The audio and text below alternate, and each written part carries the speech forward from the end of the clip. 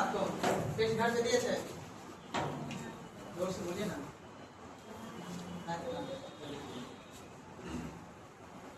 अब देखिए समझिएगा, अगर आपसे बेसिक से समझिएगा बात को और तब आपको बेहतर तरीके से समझ में आएगा कि आखिर इस रेट को आर्टिकल जो ये 32 है, आर्टिकल 32 को आखिर संविधान का आत्मा क्यों कहा गया। आपको पता है कि जो बी.आर. अम्बेडकर है वो संविधान किस आर्टिकल को क्या कहा है, आत्मा कहा है ना। बाकी और भी जो है जो संविधान सभा, जैसे कि आपको पता है किसी ने प्रस्तावना को संविधान का आत्मा कहा है ना, इसमें जे.एल. नेहरू वगैरह है। तो मुख्य रूप से आपको ये समझ लेना है कि जो हमारा रीट है वो आर्टिकल 32 कहता है कि जितने भी अधिकार है उस अधिकार को अगर वंचित किया जाएगा तो आर्टिकल 32 उसको क्या करवाएगा, अधिकार को पुनर्निर्माण अर्थात जीवित रखने का काम वो करेगा। वो कौन जारी करेगा बाबू, सुप्रीम कोर्ट। और एक आर्टिकल आपने पढ़ा होगा 226 पढ़े होने जी, इसके तहत कौन रीट जारी करता है, हाई कोर्ट। याद रखिएगा सुप्रीम कोर्ट और हाई कोर्ट दोनों क्या है, बराबर है, एक दूसरे को रीट जारी नहीं कर सकता। लेकिन ये दोनों जो है ये दोनों निचली अदालत जानते हैं तो क्या होता है, इसको हम लोग जनपद न्यायालय या फिर अधीनस्थ न्यायालय या फिर जिला न्यायालय, जैसे हम लोग का डिस्ट्रिक्ट कोर्ट है ना, हर किसी व्यक्ति का अपना एक क्षेत्राधिकार होता है, समझो बात को। उस क्षेत्राधिकार से बाहर अगर कोई कोर्ट काम करेगा तो उसके खिलाफ क्या हो जाएगा, रीट जारी। हम लोग के पास मात्र कितने रीट हैं, 3 रीट। कितने रीट हैं, 3। लेकिन मुख्य रूप से टोटल रीट की संख्या कितने हैं, 5 रीट की संख्या, ठीक है ना। अब यहाँ याद रखिएगा रीट जारी करने का अधिकार आर्टिकल 32। अब ये अंतिम है, अगर आपका मूल अधिकार हनन हुआ, ठीक है ना, जितने भी मूल अधिकार आपको दिए हुए आर्टिकल 14 से लेकर आपका 30 तक मूल अधिकार की बात की गई है। इसके अंतर्गत जो है 31 है नहीं संविधान में, 32 आपका यह है एक वैक्सीन है, ठीक है ना। अगर ये काम नहीं किया, इधर जैसे मान लेते हैं आपका उल्लंघन हो गया आर्टिकल 14, आप गए एफआईआर किए, एफआईआर के तहत आपका काम नहीं हुआ, कहाँ एफआईआर कीजिएगा, बोले जी एफआईआर समझते हो ना। जैसे मान लेते हैं किसी व्यक्ति का आर्टिकल 14 का उल्लंघन हो गया, आर्टिकल 19 का उल्लंघन हो गया, आर्टिकल 21 का उल्लंघन हो गया। अधिकतर ये दोनों अधिकार उल्लंघन होते रहता है समाज में, होते रहता है ना। अगर ये दोनों अधिकार उल्लंघन हुआ, ध्यान समझिएगा, तो आप सीधे कहाँ जाइएगा, आर्टिकल 32 के तहत कहाँ जाइएगा, कोर्ट, ठीक है ना। अंतिम है ये अंतिम है, इसके बाद कोई भी आपके पास सुई नहीं है। कहने का मतलब अगर दवाई से काम ना चले तो लास्ट में क्या लेना पड़ेगा, सुई लेना पड़ेगा। वो सुई कौन दिया है, संविधान का आर्टिकल 32, ठीक है ना। आपका जितने भी आपको जानते हैं ना कि आपको आर्टिकल 21 के तहत किस चीज का अधिकार मिला हुआ है, जीवन जीने का अधिकार, विदेश जाने का अधिकार है कि नहीं है। आर्टिकल 19 के तहत किस चीज का अधिकार है, बोलने का अधिकार है ना मुख्य रूप से।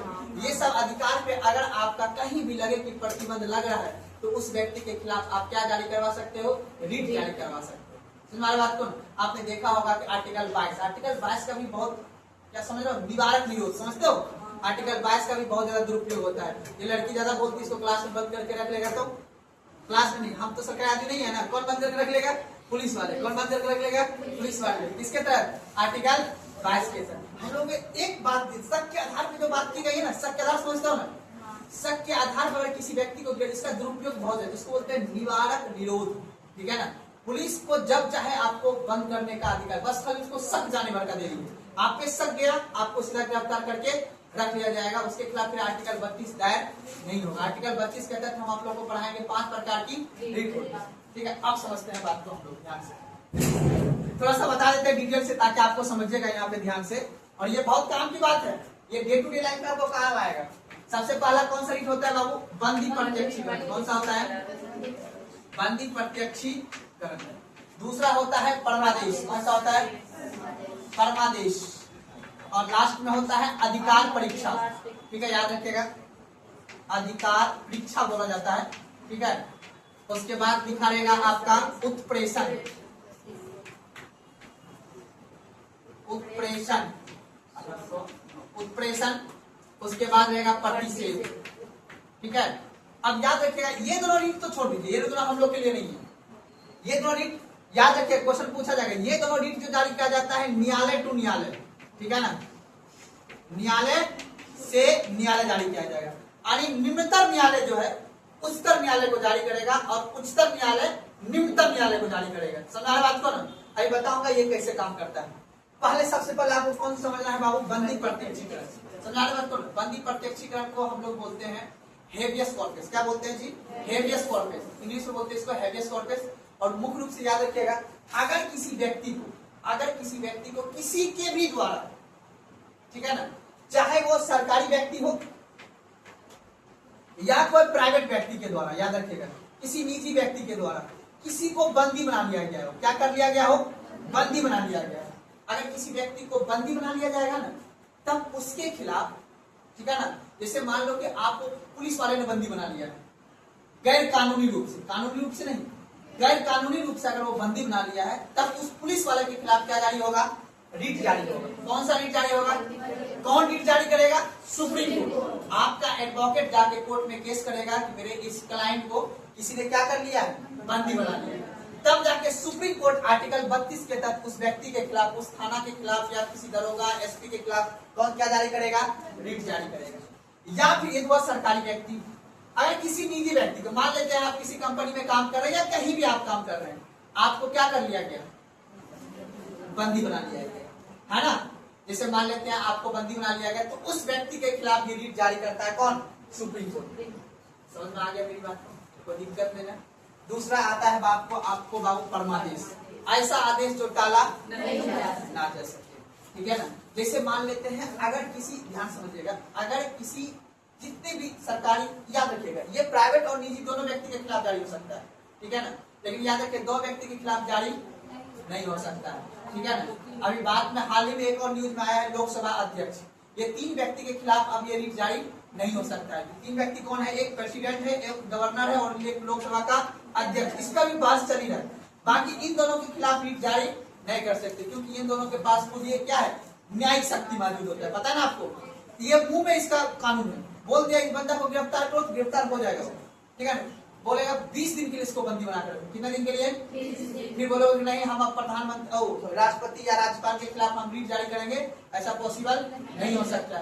लेकिन आपको कोई एसपी, डीएम, कलेक्टर, जितने भी बड़े बड़े पदाधिकारी, वो आपको बंदी बना लिया गया है गैर कानूनी तरीका से, ठीक है ना, उसको पता है कानून के बारे में, आपके धरातल लगा देगा, बोलेगा इसको रिमांड पे रखो 40 दिन के लिए, बर्फ पे लेटाएंगे इसको, है कि नहीं है, ताकत है उसके पास, पहले वो रखो ना, ताकत है ना उसके पास, तो उसके खिलाफ ये रिट जारी होगा, कौन सा बाबू, बंदी प्रत्यक्षीकरण। अब आता है परमादेश। अब मान लो कि अगर कोई व्यक्ति, ठीक है ना, याद रखिएगा, जो आदेश दिया गया है, जो प्रक्रिया दिया गया है, उस प्रक्रिया के विहीन अगर मान लेते हैं कोई काम करता है, जैसे एग्जाम्पल के तौर पे दे देता हूँ, मान लेते हैं एग्जाम्पल के लिए कि कोई डीएम साहब है, ठीक है, या फिर कोई एसडीएम साहब है, या कोई सरकारी मंत्री है, ठीक है। अब वो जिस पद पे है, अब उस पद के अलावा अगर वो अत्यधिक अपने क्षेत्राधिकार से वो बाहर का काम कर रहा है, हमारे बात को ना, तब जाके उसके खिलाफ ये रिट जारी होगा, कौन सा, परमादेश। जैसे मान लेते हैं एग्जाम्पल दे रहा हूं मैं समझाने के लिए, मान लेते हैं कोई एग्जाम्पल के लिए कोई डीएम साहब है, अब वो आपके जिला में निरीक्षण करने के लिए, जांच करने के लिए, अब लेकिन वो अपने पद से अत्यधिक काम कर रहा है, अपने क्षेत्राधिकार उसका होगा, उस क्षेत्राधिकार से वो बाहर का काम कर रहा है, तब उसके खिलाफ ये रिट जारी हो सकता है। याद रखना है, ये रिट उसी व्यक्ति के खिलाफ जारी होगा जो सरकारी होगा, सरकारी कार्यालय, सरकारी संस्था या सरकारी अधिकारी। एक हाल ही में एक और चीज जोड़ा गया है, उसको कहते हैं निजी स्कूल और निजी अस्पताल, समझ रहे हो, उसको भी ये रिट में अब शामिल किया गया है, पहले नहीं था शामिल। जैसे एग्जाम्पल पे मान लेते हैं कोई नर्स है, वो आपको ऑपरेशन कर देगा, उसके क्षेत्राधिकार में ये है, उसके प्रक्रिया में है, जब वो कोर्स जिसका डिग्री ली हुई है, वो ली है डिग्री सीधा वैक्सीन देने का, वो ऑपरेशन कर सकता है किसी का, नहीं कर सकता है जी। तो अब इसका दुरुपयोग हो रहा था, ऐसा कहाँ हो रहा था, प्राइवेट हॉस्पिटल में हो रहा था, ना हो रहा था। और अब मान लो कोई छोटा सा, अब मान लो प्राइवेट संस्थान में आप लोग देखते हो, है 8वां पास पढ़ा रहा है बीए वाला, ऐसा होता है ना होता है, अब वो तो भविष्य बच्चा का दुरुपयोग कर रहा है, अगर मान लो दुरुपयोग करे तो उसके खिलाफ भी कौन सा रिट जारी होता है, परमादेश। पहले क्या था, सिर्फ सरकारी विद्यालय में ऐसा होता था, सरकारी हॉस्पिटल में ऐसा होता था, सरकारी कार्यालय में होता था, सरकारी अधिकारी पे होता था, समझ रहे, कोई दरोगा एसटी का काम नहीं कर सकता है। मान लो कि हम दरोगा साहब हैं, अब हम बोलेंगे अरे आज तक में हमारा भाई दरोगा का काम करेगा, वो एग्जाम पास करके दरोगा बना है, सरकार उसको अधिकार दिया है दरोगा वाला काम करने का, जिसको अधिकार देगा सरकार वही काम कर सकता है, और जितना अधिकार दिया होगा उतना ही आप काम, उससे बाहर अगर काम कीजिएगा तो तुरंत आपके खिलाफ क्या हो जाएगा, रिट जारी हो जाएगा। अभी हाल ही में दिल्ली में ये सब घटना होता है, कोलकाता मुंबई में एक लड़की पढ़ी लिखी थी, वहां पे क्या था, पानी जमाव रखा हुआ था, उससे क्या हो रहा था, डेंगू फैल रहा था, ठीक है ना। सरकार उस पर ध्यान नहीं दे रहा था, जाके वो केस किया जाके डीएम साहब पे कि आपके ये निर्णय की वजह से इतना आदमी को डेंगू हो गया, आप उसका भरपाई कीजिए, ठीक है ना। उसके खिलाफ पीआई दर्ज कर सकते हो आप, उसके खिलाफ रिट जारी हो जाएगा। आप बताइएगा आपने किस तरह से काम किया जो इस तरह से ऐसा दिक्कत हो रहा है। समझ बात को, इसको क्या बोलते हैं, परमादेश। ऐसा आदेश जो टाला ना जाए, जो सुप्रीम कोर्ट आदेश दे देगा, ठीक है ना, वो आदेश को कोई टाल नहीं सकता। याद रखना है, ये भी दो व्यक्ति के खिलाफ जारी नहीं होगा, जो मैंने बता दिया आपको। किस किस के खिलाफ, राष्ट्रपति और राज्यपाल के खिलाफ ये रिट जारी नहीं होगा। और याद रखना है, निजी व्यक्ति के खिलाफ ये रिट जारी नहीं होगा। एक बात और याद करना, निजी व्यक्ति का मतलब प्राइवेट आदमी। जैसे मान लेते हैं एग्जाम्पल के तौर पे, कभी कभी आप लोग बात नहीं करना है, कभी कभी आप देखते हो किसी ऑफिस में काम कर रहे हैं ना, अब है बड़ा सा एचएम है, क्या है वो, एचएम है या मैनेजर है, उसको कभी कभी स्टाफ में तो झाड़ कुछ लगा लेता है ना। अब वो क्या कहते हैं, हमारे क्षेत्राधिकार से बाहर का बात है, बोल सकते हैं, उसको तुरंत बड़ा वाला मालिक उसको हटा देगा। ऐसा होता है बड़ा बड़ा ऑफिस में, देखे होंगे। तो याद रखना, सरकारी कार्यालय में ही सिर्फ ये लागू होगा, या सरकारी कार्यालय हो या सरकारी अधिकारी पे ये चीज लागू होगा। कोई दिक्कत समझने में? एक मिनट कौन सा बच गया था, अधिकार परीक्षा, समझिए बात को।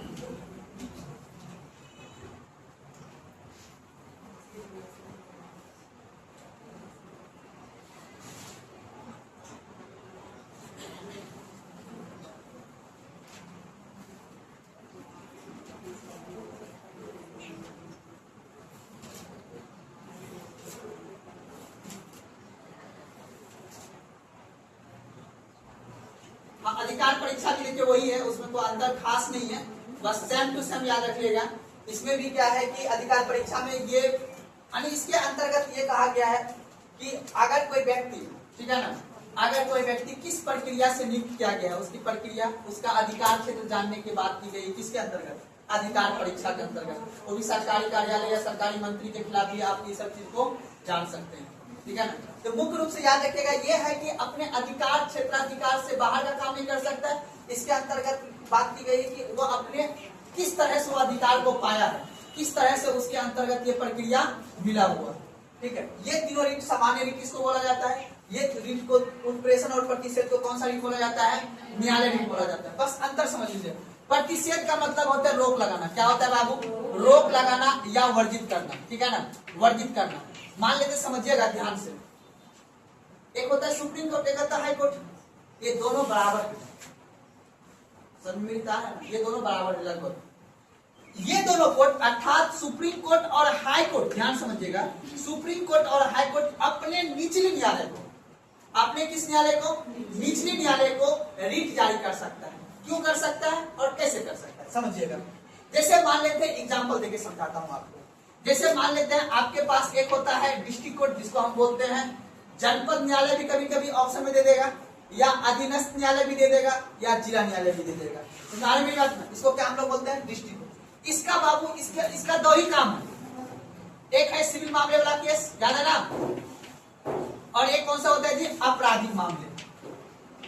ये दोनों केस को ही देख सकता है, इसके अलावा ये दोनों, इसके अलावा और दोनों केस को नहीं दे सकता।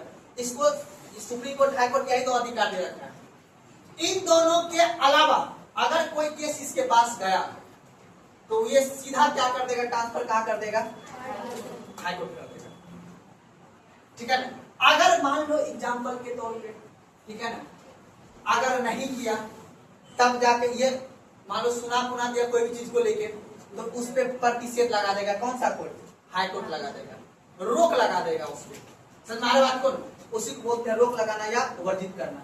जैसे आपने नाम सुना होगा, जैसे एग्जाम्पल देके समझाता हूँ। मान लो कि कहीं पे आग लग गया, कहीं पे बहुत बड़ा घटना घट गया, ठीक है ना। अब उसमें किसी आदमी को प्रॉब्लम हो गया, ठीक है ना, वो चला गया डिस्ट्रिक्ट कोर्ट में केस करने के लिए, ठीक है। एग्जाम्पल दे रहा हूँ, जैसे मान लेते हैं कि 10 कहीं पे आग लगा, ठीक है, आग लगने से किसी 10 आदमी का मृत्यु हो गया। अब उसमें अब ये लोग क्षतिपूर्ति मांग कर रहे हैं सरकार से, ठीक है ना, सरकार से क्या मांग कर रहे हैं, क्षतिपूर्ति। अंतिम रूप से सरकार नहीं सुना। अब ये लोग जो 10 लोग चला गया, कहाँ के कोर्ट के केस करने के लिए, डिस्ट्रिक्ट, अपने डिस्ट्रिक्ट में चला गया, तो वो बोलेगा नहीं, हम ये नहीं सुनेंगे। तुरंत हाई कोर्ट उसको रोक लगा के बोल, उसको भेजो मेरे पास। कहाँ भेजो, मेरे पास, क्योंकि वो आपके क्षेत्राधिकार से बाहर का बात। जहाँ पे अत्यधिक बड़ा घटना हो जाएगा ना, वो डिस्ट्रिक्ट कोर्ट के क्षेत्राधिकार से बाहर का, छोटे मोटे जमीनी विवाद हो जाए, नॉर्मल जमीनी विवाद हो जाए, जैसे मान लो कहीं पे 100 एकड़ जमीन की बात है, तब वो मामला सीधा कहाँ सुनवाई होगा? हाईकोर्ट में। छोटा मोटा जमीनी विवाद होगा तो वो कहाँ हो जाएगा? सिविल मामले के तहत आपका डिस्ट्रिक्ट कोर्ट में हो जाएगा। छोटा मोटा लड़ाई झगड़ा होगा उसका भी कहाँ सुनवाई हो जाएगा? बोलो ना जी, डिस्ट्रिक्ट कोर्ट। लेकिन अगर इसके वो बना रखा है, कोर्ट में कोर्ट बना रखा है, अगर इसके क्षेत्राधिकार से बाहर का बात होगा तुरंत हाईकोर्ट उस पर क्या लगा देगा? प्रतिषेध, रोक लगा देगा कि ये आपके क्षेत्राधिकार से बाहर का बात हो, इसको क्या करो? ऊपरी न्यायालय में। तब यहाँ के जनता ये सब लोग क्या करेगा? अपील करेगा। किस न्यायालय में? हाईकोर्ट में। कि मेरा सुनवाई कहाँ किया जाए? हाईकोर्ट में। कोई दिक्कत? अब आता है एक उत्प्रेषण।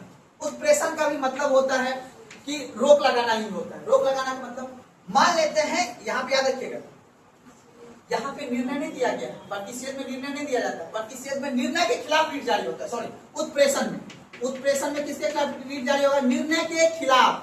खिलाफ का मतलब कैसे हुआ? खिलाफ जैसे मान लेते हैं आप नॉर्मल आप बात करते हैं, अब ये सिविल मामला के तहत आप कहाँ गए? डिस्ट्रिक्ट कोर्ट गए। डिस्ट्रिक्ट कोर्ट गए, आपको जो जज ने निर्णय सुनाया ना, उससे आप क्या है? संतुष्ट नहीं। आपको निर्णय दिया जज साहब, आप उससे संतुष्ट नहीं है, ठीक है। अब आप उस जज के खिलाफ या उस कोर्ट के खिलाफ आप अपील कर सकते हैं। किसमें जाके? हाई कोर्ट में जाके कि नहीं, हम दिए हुए निर्णय से क्या है? संतुष्ट नहीं है।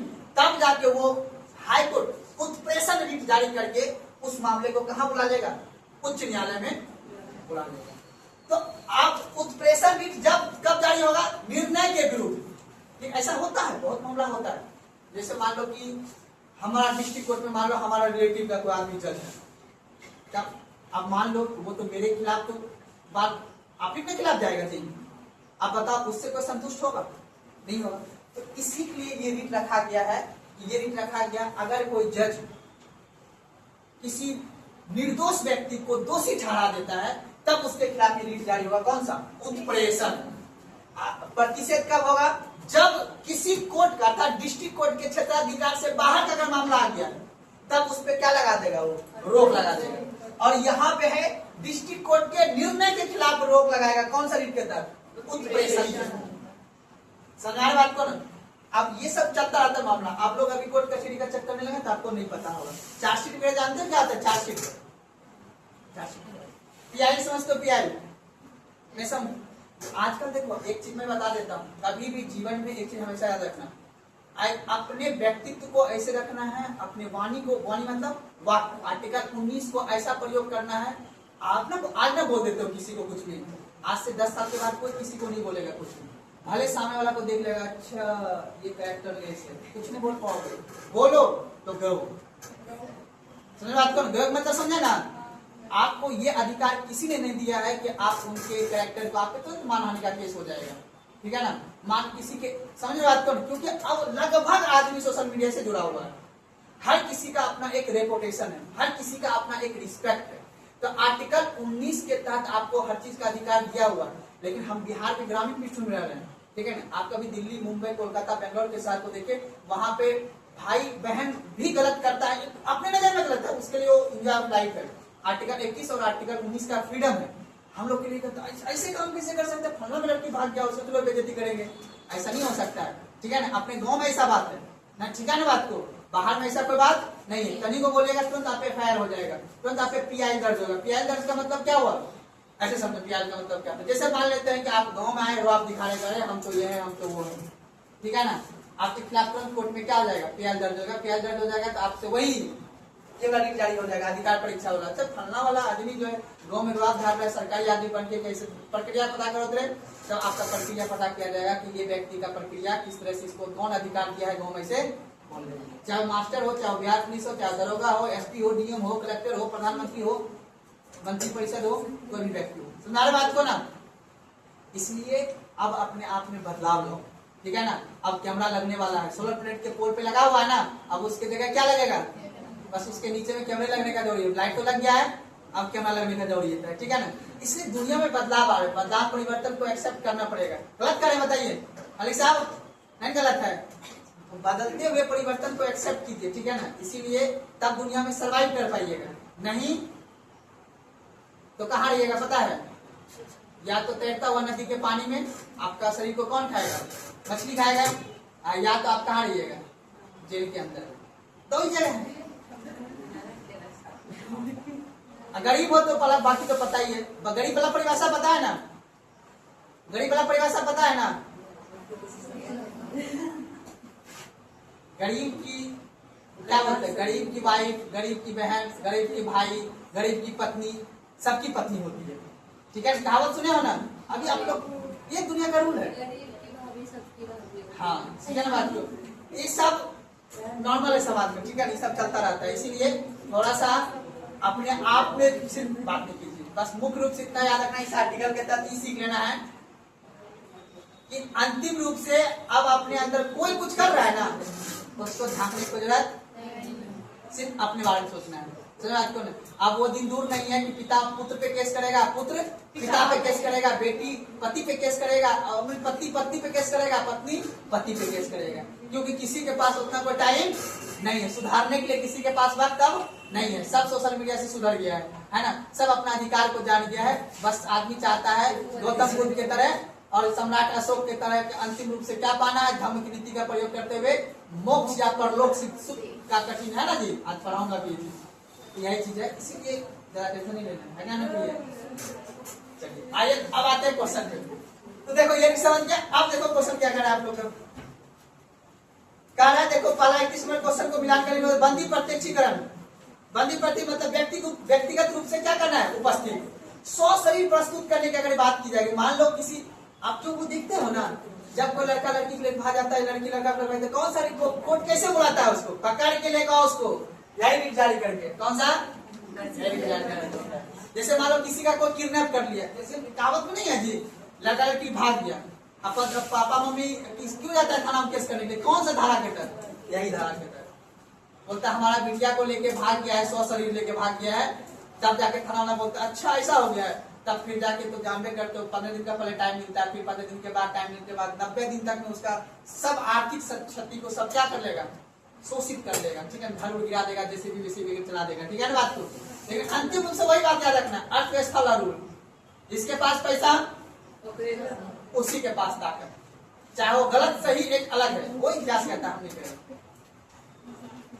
तो चलो बंदी प्रत्यक्षीकरण का माध्यम, इसका आंसर बता दिए थे ना। 31 का सी, 31 का क्या आ जाएगा? सी। अब 32 नंबर में प्रतिषेध, देखो प्रतिषेध कहाँ पढ़ा थे? बोला प्रतिषेध है ना। प्रतिषेध भी देखो क्या लिखा, उच्चतम न्यायालय, उच्चतम बोले तो सुप्रीम कोर्ट तथा या उच्च न्यायालय द्वारा किए गए किसी प्रयोजन से जारी किया गया एक आदेश है। याद रखना, ये रीट कौन जारी कर सकता है? सुप्रीम कोर्ट जारी कर सकता है और हाई कोर्ट जारी सकता है। किसको जारी कर सकता है? निम्नतम न्यायालय या निम्न न्यायालय, ऑप्शन में निम्न न्यायालय देगा, अधीनस्थ न्यायालय देगा, डिस्ट्रिक्ट कोर्ट देगा, कुछ भी देगा। जारी करेगा कब? अब बताओ प्रतिषेध कब जारी होगा? प्रतिषेध का मतलब है अगर उस कोर्ट के क्षेत्राधिकार से बाहर का बात है तो क्या लगा देगा? वो रोक लगा देगा या वर्जित कर देगा, प्रतिषेध लगा देगा। अब देखो ऑप्शन में क्या कर रहा है कि प्रतिषेध उच्चतम न्यायालय या उच्च न्यायालय द्वारा किसी और किसी प्रयोजन से जारी किया गया एक आदेश है। अब देखो पहला है किसी सरकारी अधिकारी को उसके किसी विशिष्ट कार्रवाई करने से प्रतिषेध नहीं, यहाँ है परमादेश रीट जारी होगा। अधिकारी के खिलाफ सरकार देख कौन सा रीट जारी होगा? परमादेश। ठीक है, कोई डीएम गाँव में आके ये नहीं बोल सकता हम तो डीएम साहब है, हम तो तुमको देख लेंगे। ठीक है ना, है ना बात? उसके खिलाफ कौन सा रीट जारी हो जाएगा? लेकिन ये तो कहने वाली बात है क्या नहीं है?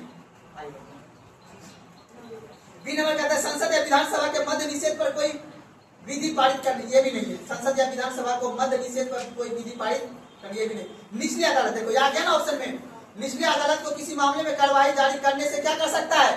पर निषेध कर सकता है। निचली अदालत बोले तो ठीक है, कंफ्यूज नहीं होना है। प्रतिषेध का मतलब हो गया किसके क्षेत्र, यहाँ निर्णय नहीं है, यहाँ मामला आया, अगर इसके क्षेत्राधिकार से बाहर का बात है तुरंत क्या लगा देगा? प्रतिषेध। तो देखो बात क्या होती है, जैसे मान लो अभी आप जाओ, जैसे मान लो अभी गए आप कोर्ट में केस करने के लिए, जिला में जाएगा केस करने के लिए, आपको तो देख लेगा कि कौन सा मामला है आपका, कौन सा केस है। बोलेगा कि नहीं, अगर बड़ा केस होगा आपके पास तो बोलेगा आप कहाँ जाइए? सीधा हाई कोर्ट। आप जैसे एक एग्जाम्पल और देता हूँ, जैसे मान लेते हैं ऐसा गाँव में होता है, जैसे की मान लो पटना में आपका जमीन को कोई हड़प लिया है, फुलवारी शरीफ में। कहाँ पे जी? नाम सुना? फुलवारी शरीफ, जहाँ एयरपोर्ट है, ठीक है ना, जहाँ बड़का बड़का नेता का घर है, ठीक है ना। तो वहां पे आपका मान लो जमीन है, ठीक है, ध्यान सुनना बात को। ऐसे गांव में अभी केस चल रहा है ऐसा वाला, बड़ा बड़ा गांव में चल रहा है ऐसा केस। अब मान लो कि वहां पे फुलवारी शरीफ में आपका जमीन है 1 बीघा, ठीक है। अब मान लो कि वहां पे किसी नेता का दबदबा है, वो जमीन को सुनना उतना आसान नहीं होगा, ठीक है ना। तब जाके वो मामला आपका डिस्ट्रिक्ट कोर्ट में नहीं सुनाएगा, कहाँ सुनाएगा? हाई कोर्ट में चला जाएगा मामला, बड़ा मामला होना चाहिए, ठीक है ना, तो वो चला जाएगा आपका हाई कोर्ट में। तो आंसर इसका क्या आ जाएगा? सी। अब निम्नलिखित कथनों पर क्या करना है? विचार करना है। याचिका मैंडमस लोक प्राधिकारियां और किसी निजी व्यक्ति दोनों के विरुद्ध ये जारी हो सकता है। नहीं नहीं नहीं नहीं, जारी की जा सकती है। नहीं, मैंडमस होता है कौन सा जी? मैंडमस का मतलब क्या हुआ? प्रतिषेध। हैबियस कॉर्पस कौन बोला था? बंदी प्रत्यक्ष ग्रहण कुछ भी बोल, मालिक साहब बोले हैं ऐसा कैसे मालिक साहब? हम कोई बोल देंगे। अब के मैंडमस संविधात्मक दायित्व को लागू करने के लिए जारी किया जा सकता है, ये सही बात है। राज्य के गवर्नर के विरुद्ध ये गलत बात है।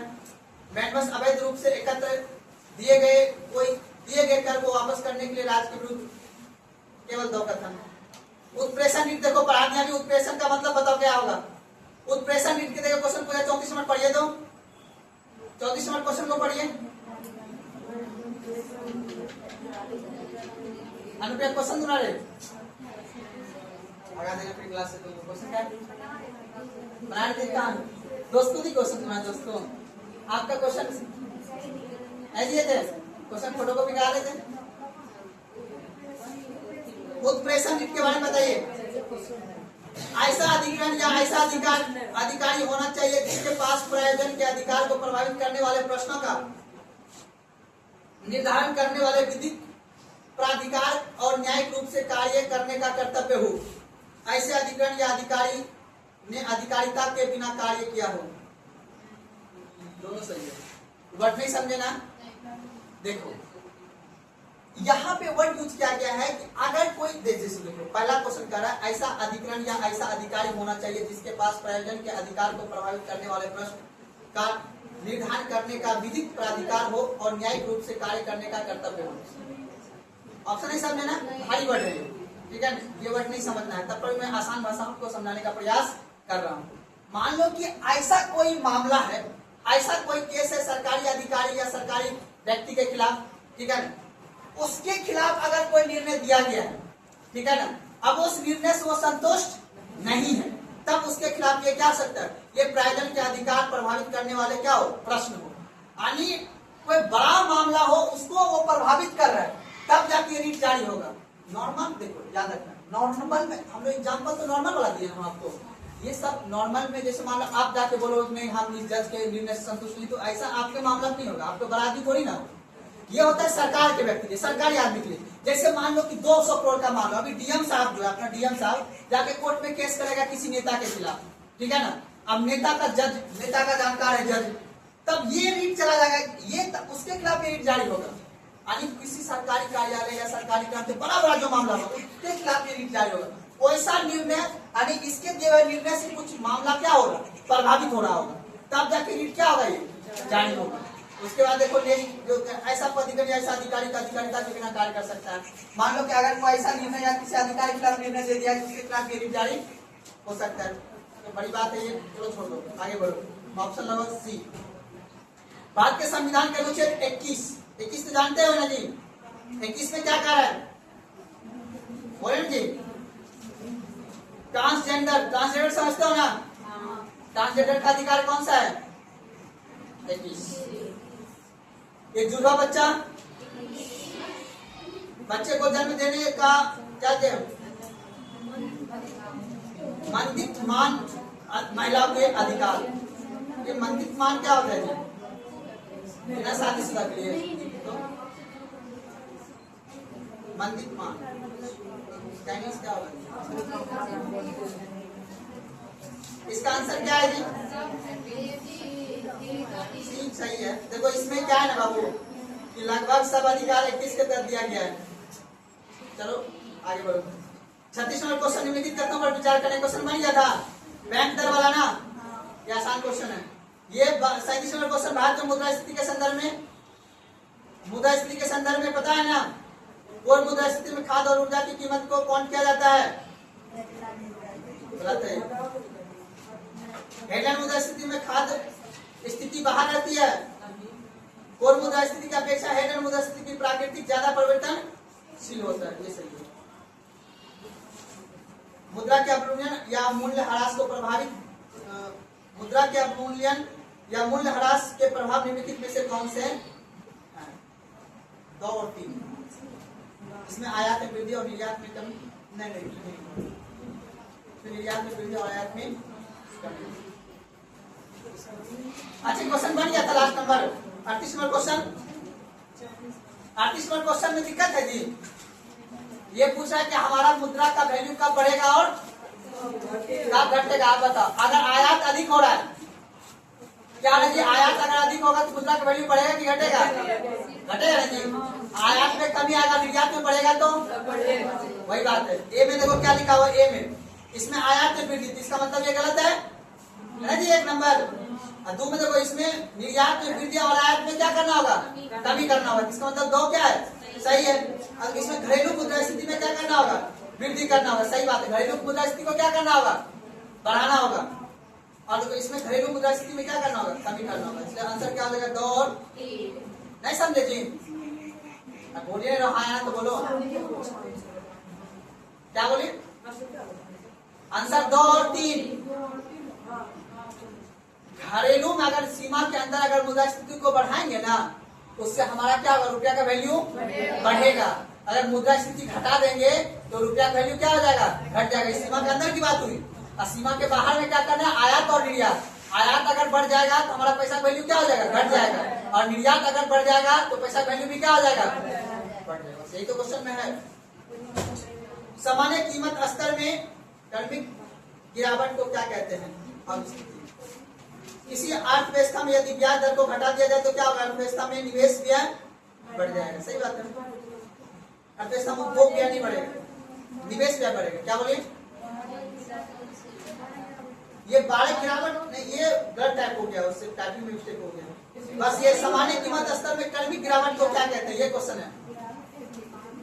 ठीक है ना? वो टाइप हो गया होगा उससे। सामान्य कीमत स्तर में क्रमिक गिरावट को क्या कहते हैं? अब स्थिति देखो, आसान क्वेश्चन है, जरा बस सोचने भर का देरी है। ठीक है ना?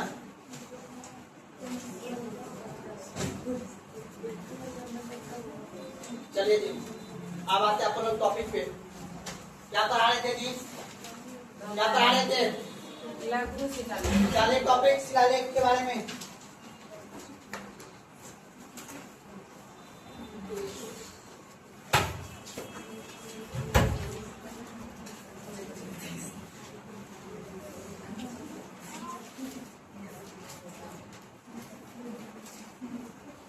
चलिए, अब देखो आसान से सुनना और ध्यान से। अगर आपसे क्वेश्चन देखो तो पूछा गया है हमारे संविधान में, ठीक है ना,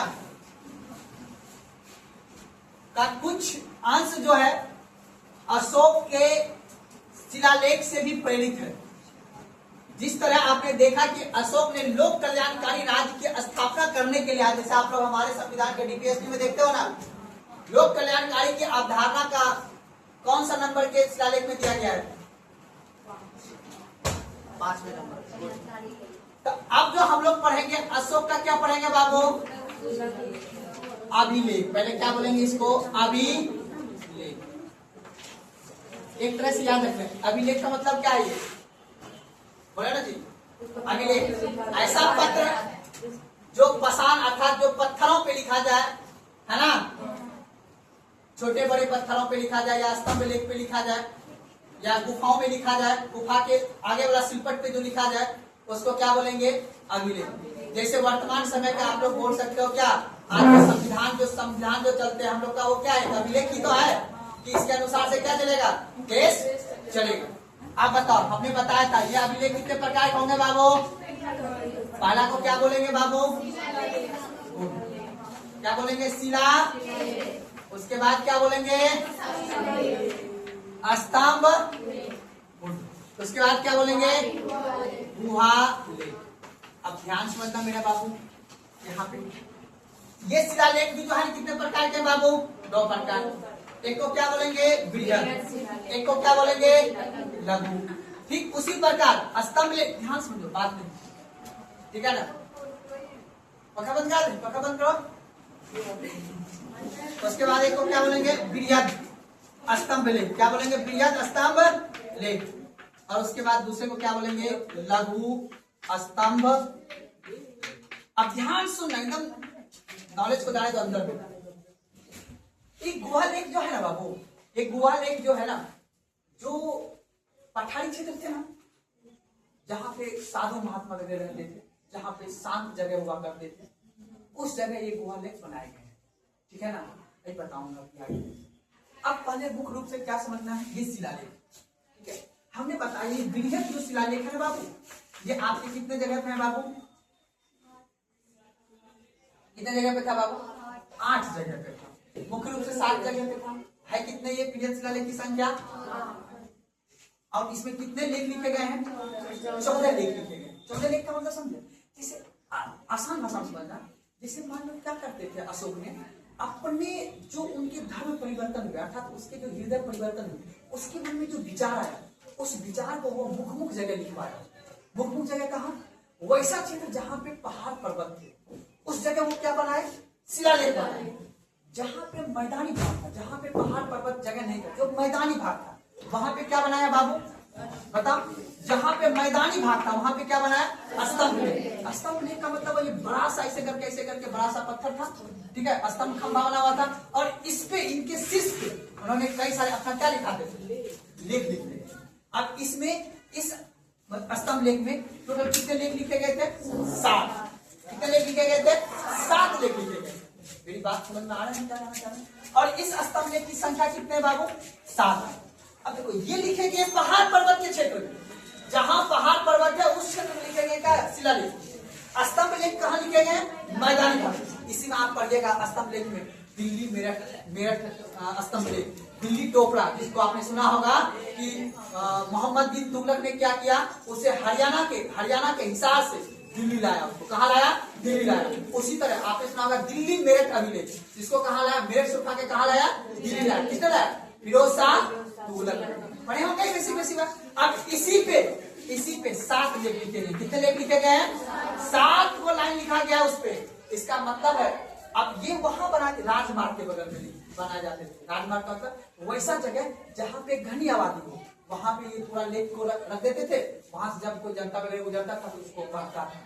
ठीक है ना, सुना बात। जैसे आज हम लोग बैनर छापते हैं ना, किसी चीज को प्रचार करने के लिए हम लोग छापते हैं। सरकार क्या करती है, आप जहाँ जाते होंगे, आप लोग जैसे जिला मुख्यालय जाते होंगे, कोर्ट कचहरी जाते होंगे, तो देखते हैं उसके बगल में पोस्टर बैनर छपा रहता है। सरकार जो योजना चलाती है, सरकार जो बच्चे के लिए काम करते हैं, सरकार आपके भविष्य के लिए जो काम कर रहे हैं, सरकार उसको प्रचार के लिए लगाते हैं बैनर। ठीक उसी प्रकार उसमें तो उतना प्रिंटिंग प्रेस था नहीं, तो अशोक क्या करता था कि किस तरह से मतलब राज चलना चाहिए, जनता को कैसे आदर करना चाहिए, जनता के लिए कौन कौन सा हम काम कर रहे हैं, उसके उत्थान के लिए, उसके विकास के लिए। अब पहाड़ पर्वतीय क्षेत्र में जो जनता रहता था उसके लिए क्या लिखवाया, जो मैदानी भाग में जनता रहता था उसके लिए स्तंभ लेख। जो साधु महात्मा हुआ करते थे, जो गांवों में रहते थे, जिसको बोलते हैं जनजाति वर्ग, समझा आपको ना, उसको जैसे ये नेपाल के तराई क्षेत्र में, अपना बिहार के गया के क्षेत्र में, ठीक है, वहां पे क्या बनाया, गुहा लेख। देखो सबके आगे क्या लिखा हुआ है, लेख। लेख का मतलब है ऐसा जगह जहां पे राजा जो है अशोक ने अपना कुछ मूल बातें लिखी है। ठीक है, उसी पे लिख दिया, उसको टांग दिया, उसको आदमी पढ़ रहा है। अब मोटा मोटी दिमाग में समझ गया बात को। तो अब हम लोग क्या पढ़ रहे थे, शिलालेख पहले पढ़ रहे थे। अब शिलालेख में हमने आपको बता दिए थे कि बृहद शिलालेख के बारे में मैंने बताया। बृहद का मतलब बड़ा शिलालेख। उस पे अशोक ने अपने 14 लेख लिखे, मतलब 14 को पॉइंट लिखा हुआ है कैसे राज्य चलना चाहिए। सुना बात करो। उसी में आपने देखा प्रथम शिलालेख में बोला कि पशु का हत्या नहीं करना चाहिए, है ना। और दूसरा शिलालेख में बोला कि पशु और मानव के लिए चिकित्सा का उपयोग मतलब मेडिकल होना चाहिए। तो इसका मतलब इससे, अब देखो इससे राजा के बारे में क्या, आज जैसे मोदी जी माइक पे आके प्रचार लगाता है ना कि हमने जनधन खाता खुलवाया, हमने डिजिटल इंडिया लाया, हम बात की, हमने AI सबमिट करवाया, ये सब क्या है, प्रचार है। राजा क्या करवाता है, जनता के बीच में क्या कर रहा है, प्रचार कर रहा है। ठीक उसी प्रकार अशोक भी उस समय क्या कर रहा था, प्रचार कर रहा था। इसी से प्रेरित होके आगे चल के तुम देखना ध्यान से कि आगे चल के इसी से प्रेरित होके जो है आपका स्कंदगुप्त, आगे चल के फिरोज शाह वगैरह जो है इसको पढ़ेगा तो उससे क्या होगा, मोटिवेट होगा। इसलिए नहीं इसको अशोक को अशोक सम्राट कहा जाता है, बहुत बड़ा ताकतवर आदमी है ये। अब सोचो उस समय का राजा ये विचार करता था कि हमारे दिए गए जो निर्देश है, हमारे दिए बनाए गए जो संविधान है, अर्थात मतलब उस समय के जो लेख है उसको क्या हो जनता में पहुंचे। ये बहुत अच्छी बात है, सुनार बात करो। अब एक एक करके हम लेख को क्या कर लेंगे, कोई दिक्कत समझने में नहीं ना। और याद रखना आपको एक चीज और मैं बताता हूँ, एक होता है कौन सा भाषा जी, प्राकृतिक भाषा। प्राकृतिक भाषा में याद रखना आधा मगधी भाषा होते हैं, मगधी भाषा समझते हो ना, आद्य मगधी भाषा। जैसे हम लोग बौद्ध धर्म जैन धर्म इसमें कौन सा भाषा चल रहा है, प्राकृतिक भाषा चल रहा है। तो जो मगधी भाषा जो था ना वो उसके अंदर में आता था, सुना बात को ना। चलिए आप पॉइंट लिख लेते हैं, उसके बाद आगे बढ़ते हैं। तो टॉपिक लिख लिए, चलिए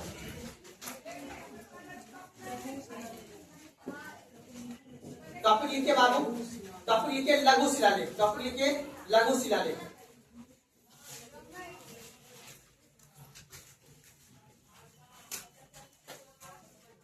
लघु शिलालेख लिखिए, कैसे देखिए,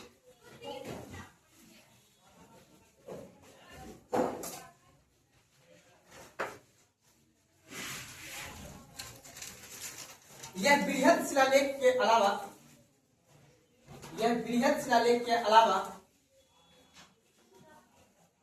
यह बृहद शिलालेख के अलावा, यह बृहद शिलालेख के अलावा, बृहद शिलालेख के अलावा, मतलब अलावा मतलब अलग, संक्षिप्त रूप में, संक्षिप्त रूप में, संक्षिप्त रूप में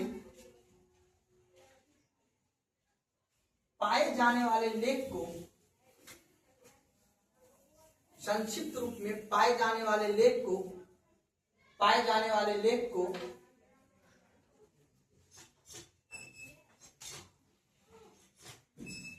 लघु शिलालेख कहते हैं।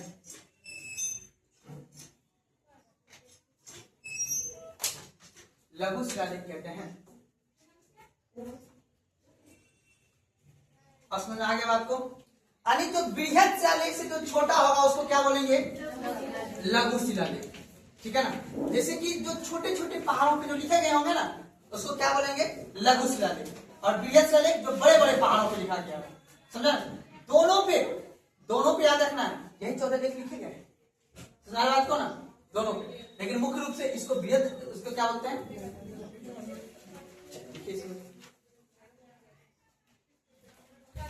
लघु शिलालेख में, लघु शिलालेख में अशोक का बौद्ध धर्म में विश्वास, लघु शिलालेख में अशोक का बौद्ध धर्म में विश्वास, कोमा कोमा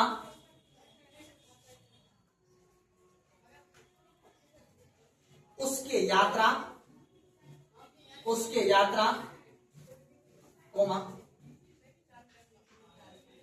कोमा माता पिता के आज्ञा का पालन,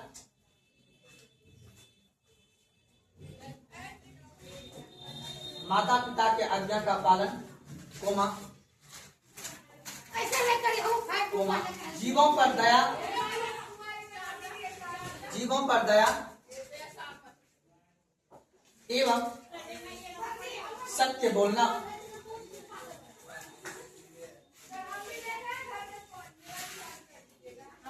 एवं सत्य बोलना। इन सभी का उल्लेख, इन सभी का उल्लेख, इन सभी का उल्लेख लघु शिलालेख में किया गया है। इन सभी का उल्लेख लघु शिलालेख में किया गया है।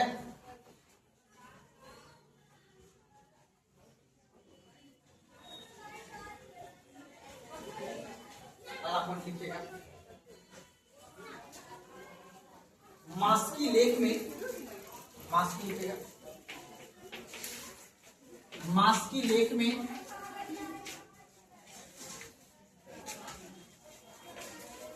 अशोक का नाम पढ़ा गया है।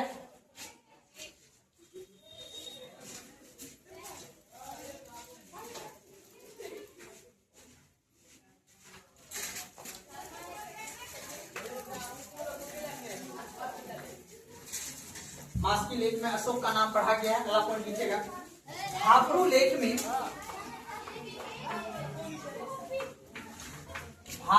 में भाबरू लेख में अशोक स्वयं को भाबरू लेख में अशोक स्वयं को प्रियदर्शी कहा है। स्वयं को प्रियदर्शी कहा है। स्वयं को प्रियदर्शी कहा है।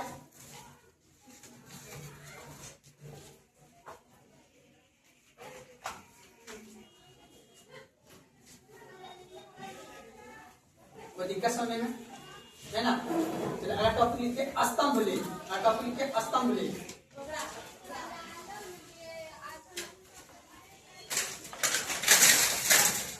स्तंभ लेख। अब बताओ स्तंभ लेख कहाँ पाया जाएगा बाबू? मैदानी भाग में। यानी अब बताओ क्या उस जनता को जानने का हक नहीं है कि अशोक क्या कर रहा है नहीं कर रहा है, जो मैदानी भाग में रह रहा है? तो उसके लिए भी तो लेख लिखना पड़ेगा ना, उसको भी तो बताना पड़ेगा जनता किस तरह से काम कर, मतलब राजा किस तरह से काम कर रहा है। तो कहने का मतलब है ये था पर्वतीय क्षेत्र के लिए क्या चीज था? शिलालेख। अगर आपसे पूछेगा स्तंभ लेख किसके लिए था? मैदानी क्षेत्र में जो जनता रह रहे थे उसके लिए लेख लिखे थे। किसने? अशोक ने। उसको क्या बोले? स्तंभ लेख। अब मुख्य टॉपिक क्या लिखना है? स्तंभ लेख। शिलालेख कितने प्रकार के?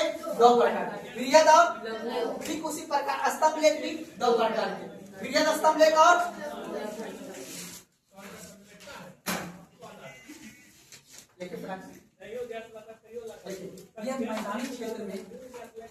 यह मैदानी क्षेत्र में जहां पर्वत नहीं थे, यह मैदानी क्षेत्र में जहां पर्वत नहीं थे, यह मैदानी क्षेत्र में जहां पर्वत नहीं थे, वहां अशोक ने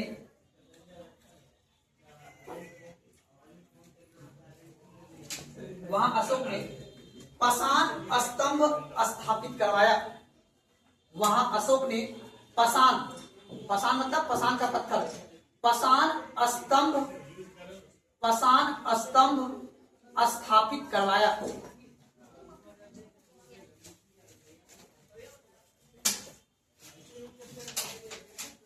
बात बताओ, आप ही से पूछ रहा हूं, सोच के बताना एकदम, देखो प्यार से। अगर आपसे स्टेटमेंट कल आए थे आप लोग जी, कल आए थे, कल एगो शुरू में स्टार्टिंग में वो बात बोले थे, याद है कि आप कोचिंग क्यों पढ़ रहे हैं? उद्देश्य बताए थे ना, याद है?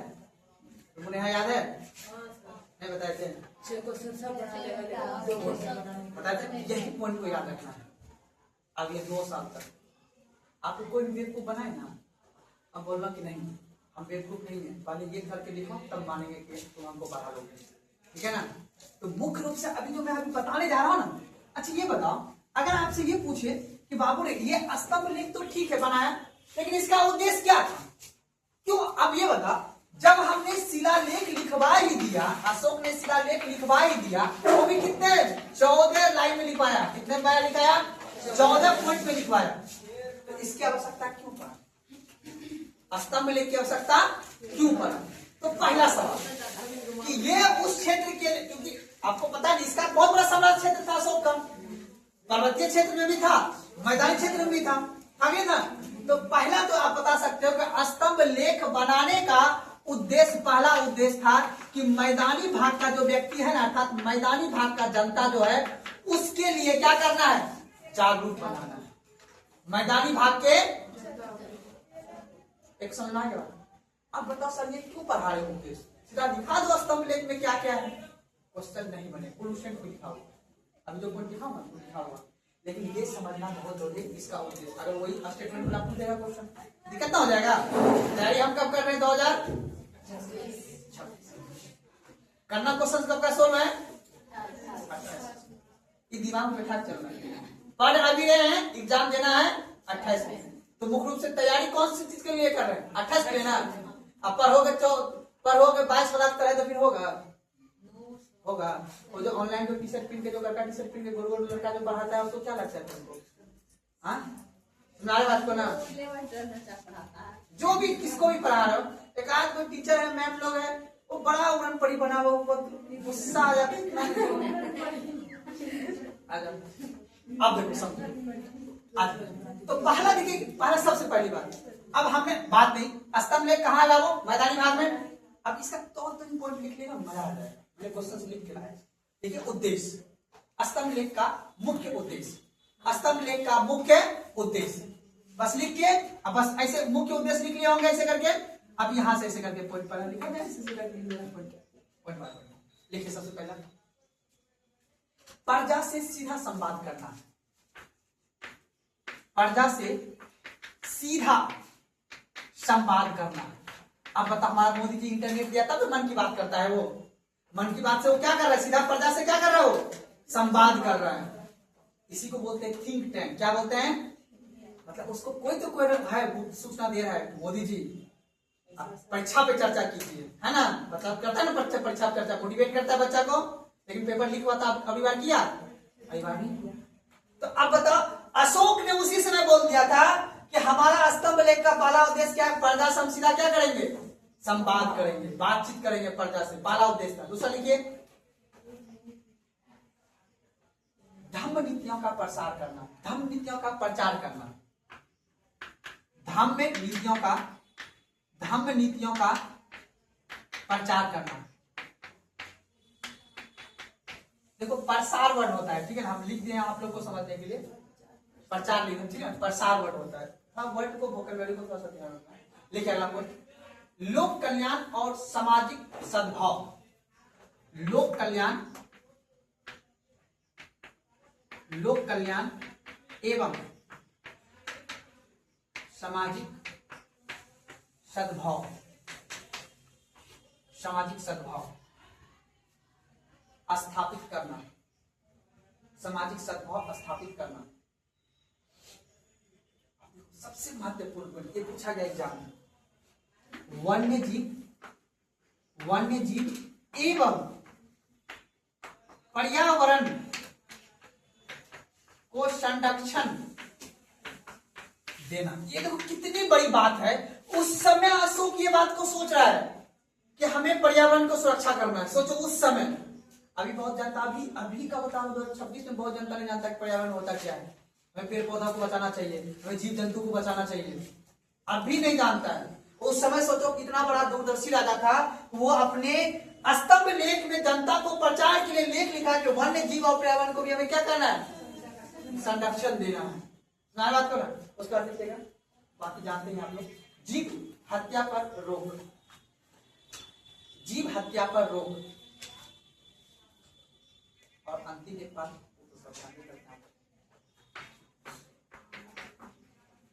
शक्ति प्रदर्शन,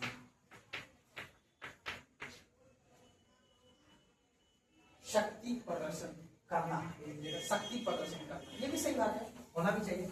अगर कोई राजा अगर शक्तिशाली है तो अपना शक्ति को प्रदर्शन तो करेगा ना जी, है ना। अभी मोदी जी आता है दल बल के साथ, आता है ना, आता है खाली जूते चप्पल बिना चप्पल बिना आ जाता है जी, पूरा 50 को सेना रहता है उसके पास, आता है ना जी। वो नहीं रहेगा तो हमारे मन में प्रधानमंत्री की क्षमता बनने की क्षमता रहेगा, देखा रे यार ये भी नॉर्मल की तरह चलता है, क्या बनेगा प्रधानमंत्री करके। उसकी चल बल को देखे 100 गाड़ी, कितना गाड़ी आता है उसके आगे पीछे जी, तो मन में जागृत होता है कि अपन को देखिए क्या बनना है, क्या करना हुआ, शक्ति प्रदर्शन करना हुआ ना। तो सोचो उस समय अशोक ने अपने स्तंभ लेख में सारी बात को, उद्देश्य था स्तंभ लेख को स्थापित करने का, ठीक है। अब लिखिए स्क्रीन से, अब उद्देश्य हो गया। अब लिखिए, यह 2 प्रकार के होते हैं, यह 2 प्रकार के होते हैं। क्या स्तंभ लेख कितने प्रकार के, एक बृहद और एक लघु, ठीक है, यह 2 प्रकार के होते हैं। एक तब लिखेगा बृहद स्तंभ लेख और दूसरा लिखेगा लघु, और मैन हेडलाइन लिखेगा बृहद स्तंभ लेख।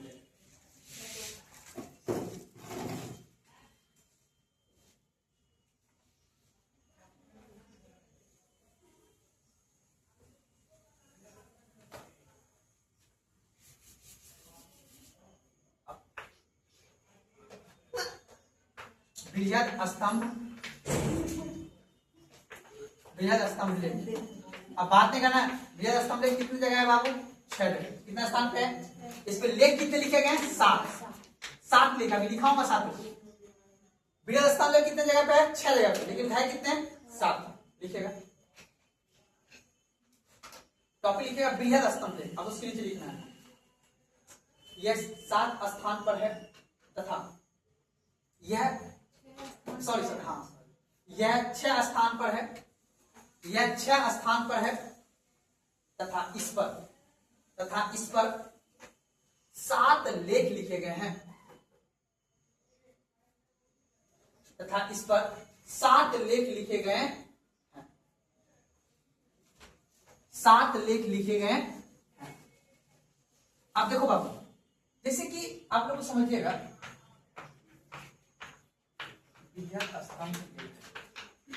कितने हैं बाबू? 6। कितने हैं? 6। तो पहला का नाम क्या है बाबू? दिल्ली टोपरा स्तंभ लेख। क्या है बाबू? दिल्ली टोपरा स्तंभ लेख। अब हमको ये बताइए, सबसे पहली बात, ये टोपरा हरियाणा में पड़ता है। कहां पड़ता है बाबू? पहला प्रारंभ अवस्था में प्रथम स्तंभ लेख कहां पे था? टोपरा, हरियाणा के टोपरा में। और राजमार्ग के किनारे था, राजमार्ग बोले तो एनएच के किनारे था, जहां से जनता ज्यादा आ जा कर रहा था ना, वहीं पे यह स्तंभ लेख को गाड़ा गया था। ठीक है, और उसी स्तंभ लेख पे ऊपर में ये 7 लेख लिखा गया था, जो लिखाऊंगा 7 पॉइंट लिखा गया था। ऐसे ऐसे करना है जनता को। ठीक है, अब इसको क्या किया? मोहम्मद बिन तुगलक ने इसको कहां ले आया? दिल्ली। अपना दिल्ली, अपने फिरोज शाह कोटला मैदान का नाम सुने हो, जिसका अब उसका नाम बदल के हो गया क्या? अरुण जेटली मैदान। नाम सुने हो ना? आया ना? बोलो। अरुण जेटली दिल्ली में है। तो फिरोज शाह तुगलक ने इस स्तंभ लेख को कहां ले आया? दिल्ली। इसका पूरा नाम क्या पड़ गया? दिल्ली टोपरा स्तंभ। अब यही एकमात्र ऐसा लेख है जिस पर 7 लेख लिखा हुआ है। बाकी जितने भी है ना, उस पर 6 लेख लिखा हुआ है। क्वेश्चन ये पूछता है कि ऐसा कौन सा स्तंभ लेख, देखो क्वेश्चन पर हो गए, ध्यान से क्या पढ़ रहे हैं अभी? स्तंभ। शिलालेख अलग है, सुना रहा ना? तो यह स्तंभ बृहद स्तंभ लेख पे टोटल कितने लेख लिखे हुए हैं? 7 है। कितने बृहद स्तंभ लेख? 6। सुना बात को? अब 6 में 7 लेख लिखे हुए, लेकिन 7 लेख सिर्फ एक ही स्तंभ लेख पे लिखा हुआ है, उसका नाम है दिल्ली टोपरा स्तंभ लेख। बाकी अभी पढ़ाऊंगा दिल्ली मेरठ स्तंभ लेख, कौशाम्बी स्तंभ लेख पढ़ाऊंगा, अभी लिखाऊंगा। तो उन सभी पे 6 लेख ही लिखे हुए, ठीक है ना? और इसी पे मात्र कितने लिखे हुए?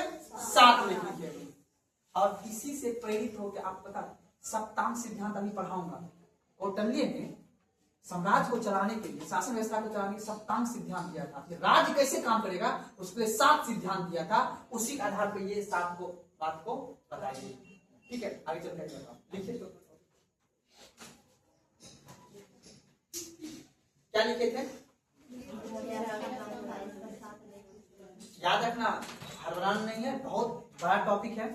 और क्वेश्चन देखो, एक क्वेश्चन पूछा हुआ है, अशोक अपने जीवन के अंतिम काल में कौन सा लेख लिखवाए थे? याद रखना है। स्तंभ लेख जो है ना, स्तंभ लेख पढ़ा ना भी, स्तंभ लेख ये जीवन के राज्य अभिषेक के 26वें और 27वें वर्ष में लिखा था। शिलालेख जो लिखा था ना, शिलालेख, ये अपने राज्य अभिषेक के जो है ना 13वें और 14वें वर्ष में लिखा था, 12वें, 13वें और 14वें वर्ष में। इसका मतलब है शिलालेख पहले लिखवाया था और स्तंभ लेख बाद में लिखवाया था। मेरी बात सुना? शिलालेख लिखवाया जब वो कलिंग युद्ध में इतना सारा घटना देखा ना, तब जाके उसने क्या लिखा है? शिलालेख। उसके बाद जब जीवन का और भी शासन कर लिया वो, तब जाके क्या लिखा है? अंतिम मतलब स्तंभ लेख।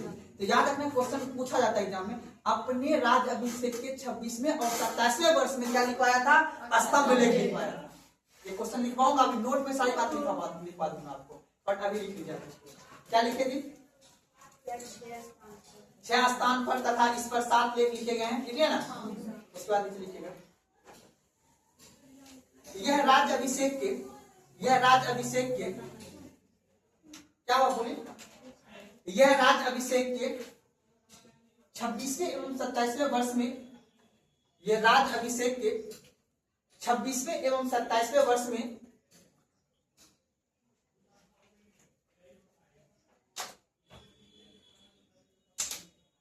यह राज्य अभिषेक के 26वें और 27वें वर्ष में बनवाया गया था।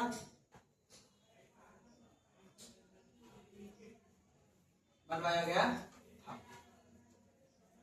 चलिए चलिए आप टॉपिक लिखिए सबसे पहले बृहद स्तंभ लेख।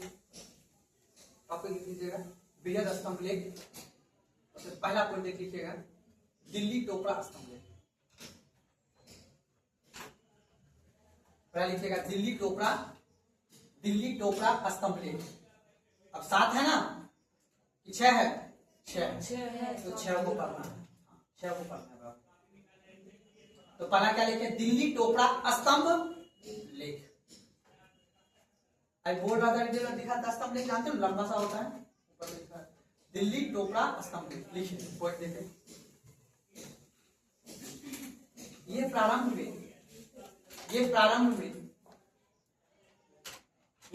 में हरियाणा के यमुनानगर के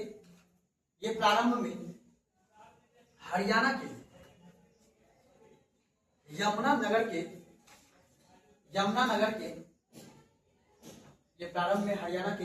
के टोपरा गांव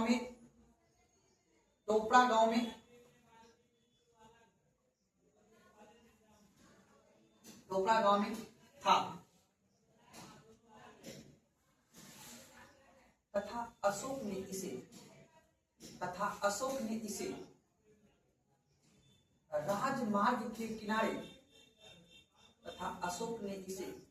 राजमार्ग के किनारे स्थापित किया था।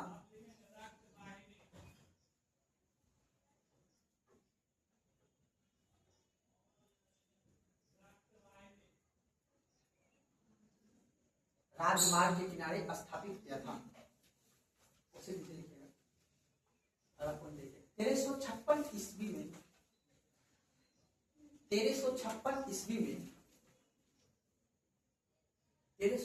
ईस्वी में फिरोज शाह तुगलक ने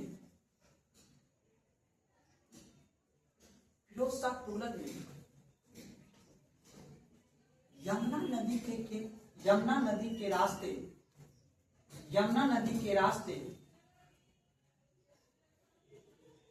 दिल्ली लाया।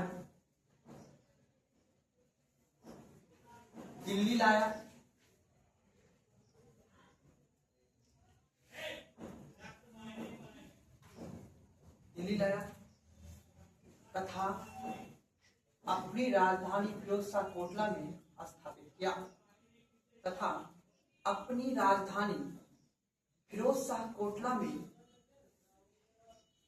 इसे स्थापित किया।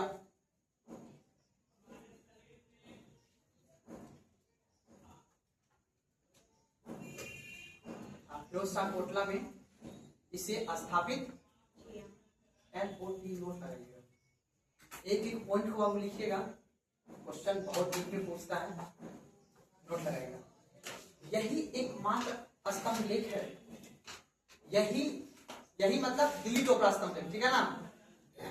यही एकमात्र स्तंभ लेख है जिस पर 7 लेख लिखे गए हैं।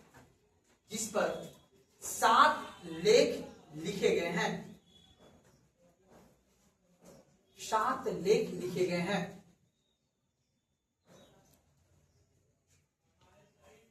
बाकियों पे 6 लेख लिखे गए हैं।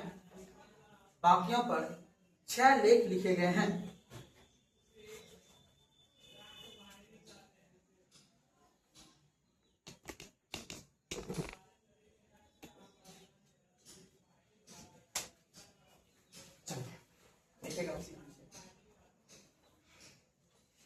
प्रमुख 7 लेख। टॉपिक लिखेगा प्रमुख या निम्न 7 लेख। निम्न 7 लेख। अब देखना है कि इस जो दिल्ली टोपरा स्तंभ लेख है, इसमें कौन सी 7 बातें कही गई है, ठीक है ना। अब बताओ शिलालेख पे कितने लेख लिखे गए हैं? 14 बोलिए ना जी। देखिए हमको फिर शिलालेख पे कितने हैं? 14। स्तंभ लेख पे 7। ये दिमाग में बैठाइए। शिलालेख कौन सी जगह पे है? बड़े बड़े पत्थर पे। और स्तंभ लेख मैदानी भाग, और गुहा लेख पठारी कह सकते हो, लेकिन मैं बताऊंगा जहाँ पे साधु वेद रहते थे उस क्षेत्र में, जिसको तराई क्षेत्र बोले जाते हैं, ठीक है ना, वहां पे क्या लिखा है? गुहा लेख। तीनों में अंतर रहेगा, शिलालेख, स्तंभ लेख और गुहा लेख। तो स्तंभ लेख कितने कितने लेख लिखे गए? 7। प्रथम देखिए कैसे, प्रथम लेख, प्रथम लेख देखिए कैसे, प्रथम लेख कैसे?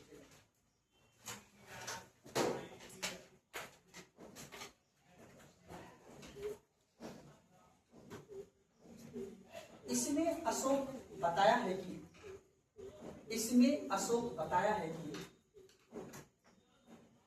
धर्म के बिना, इसमें अशोक बताया है कि धर्म के बिना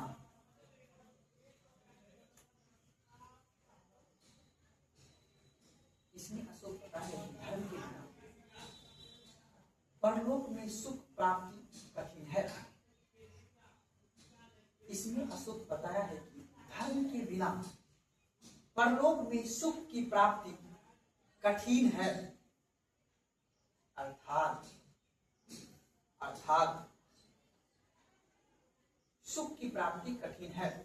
अर्थात राजा अपनी प्रजा को, अर्थात राजा अपनी प्रजा को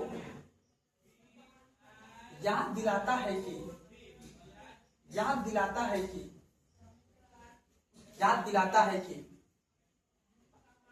धर्म के प्रति निष्ठा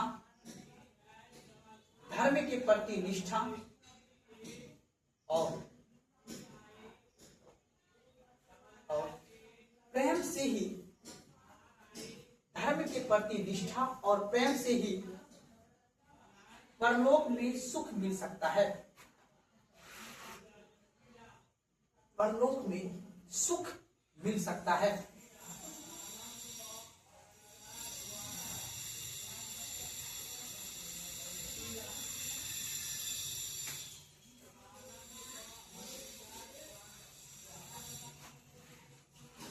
कोई दिक्कत?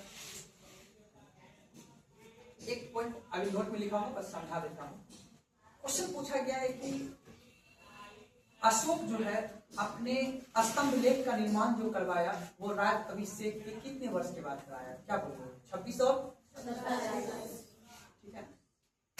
और इसी स्तंभ लेख में इसको कहा जाएगा प्रियदर्शी। क्या कहा जाएगा? अभी बताओ ना, नोट में लिखाऊंगा आगे चलते, लेकिन बस दिमाग में बैठा लेना, ठीक है।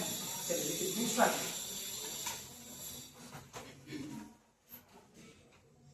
अच्छी बात है। दूसरा बात,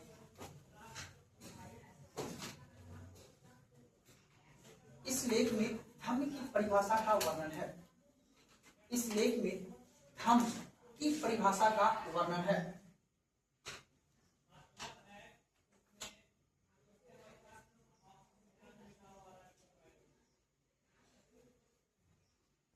अर्थात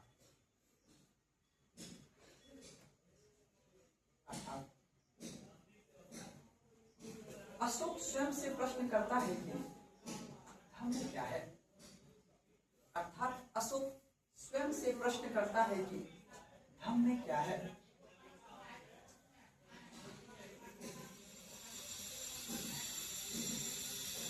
कोई स्टॉप नहीं कीजिएगा। इसका उत्तर स्वयं देते हुए कहता है कि, इसका उत्तर स्वयं देते हुए कहता है कि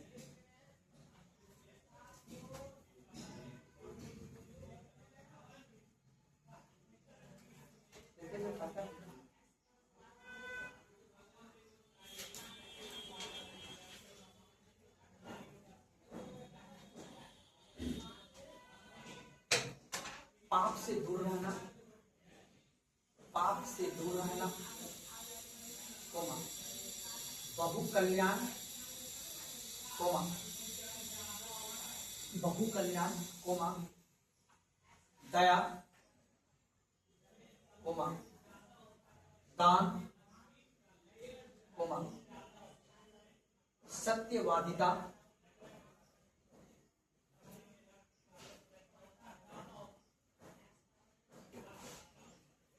कोमा पवित्रता और साधुता ही, साधुता ही धर्म है। सार्वभौमता की धम्म है। तीसरा देखो, फटाफट लिखे, बहुत पढ़ना है अभी, कम से कम 6-20 तक।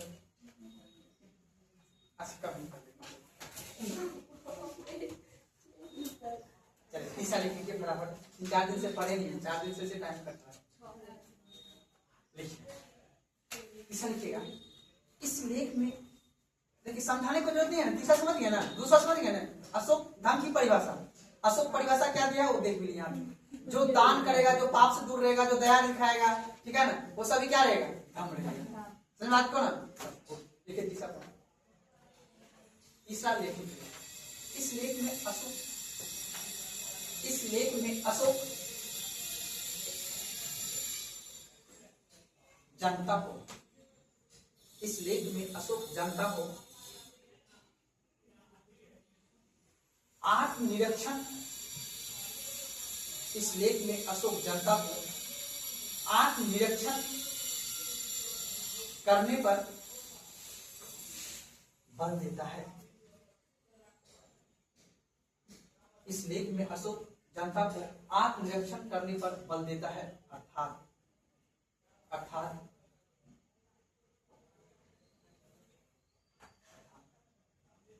धम्म के मार्ग में बाधा उत्पन्न करने वाले, अर्थात धम्म के मार्ग में बाधा उत्पन्न करने वाले 5 पापों से दूर रहने की चेतावनी देता है। अर्थात धम्म के मार्ग में बाधा उत्पन्न करने वाले 5 पापों से दूर रहने की, 5 पापों से दूर रहने की चेतावनी देता है। ब्रैकेट लिखिएगा, क्रूरता,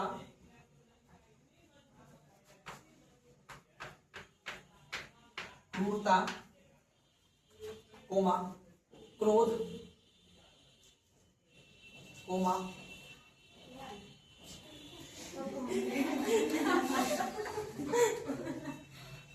क्रूरता, क्रोध, कोमा घमंड, कोमा ईर्ष्या, कोमा ईर्ष्या, कोमा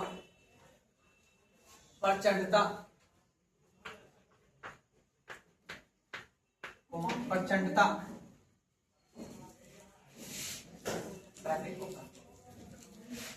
सुना के बात को। अगर कोई आपके धम्म के मार्गों में जो बाधा उत्पन्न करने वाले ये 5 तत्व है, इनसे क्या रहना है, दूर रहना है। अशोक कहता है कि आप अपने आप को आत्मनिरीक्षण कीजिए। जनता को कहता है कि आप अपना मूल्यांकन कीजिए।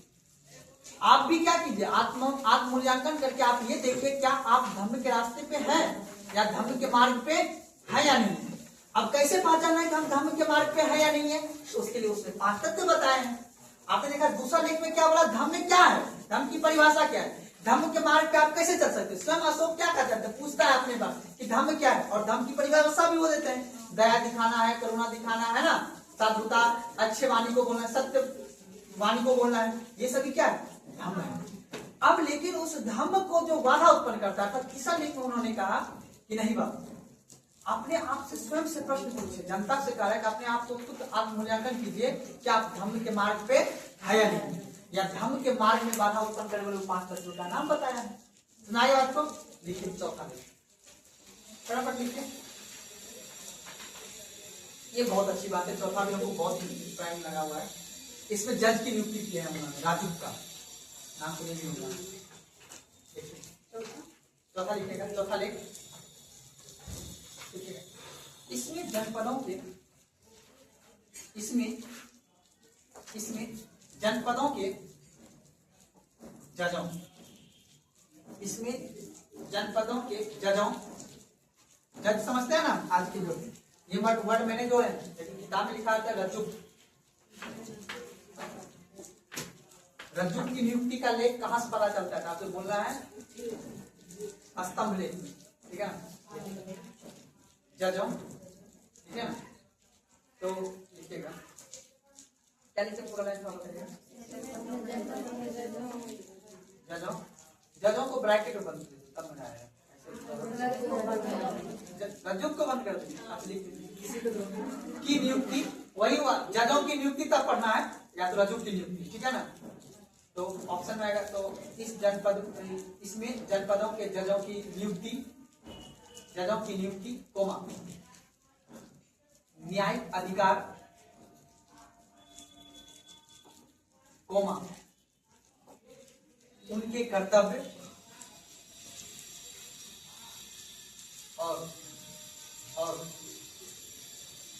उनके कार्यों का वर्णन किया गया है, और उनके कार्यों का वर्णन किया गया है, उनके कार्यों का वर्णन किया गया है।